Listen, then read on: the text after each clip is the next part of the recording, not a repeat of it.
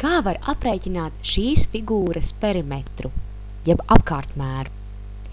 Tu vari darīt tā, saskaitīt visas 4 malas. Bet ir vēl viens paņēmiens.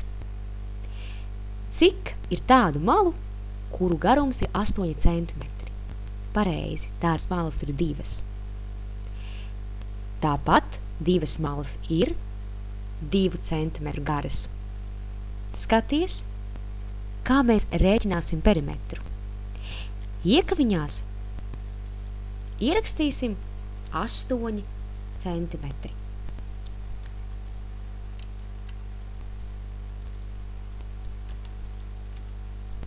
Tāpat ierakstīsim 2 centimetrus.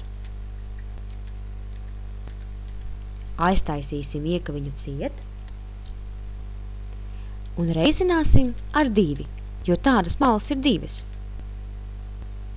Iekaviņās vispirms saskaitīsim, cik tad ir kopā malu garums. 8 plus 2 ir 10 centimetri. Reiz 2 ir 20, jo 10 centimetri reiz 2 ir 20. Figūrai perimetrs ir 20 centimetrus garš. Pārliecinies, vai sanāk tāds pat rezultāts tad, ja tu visas 4 malas saskaitīsi.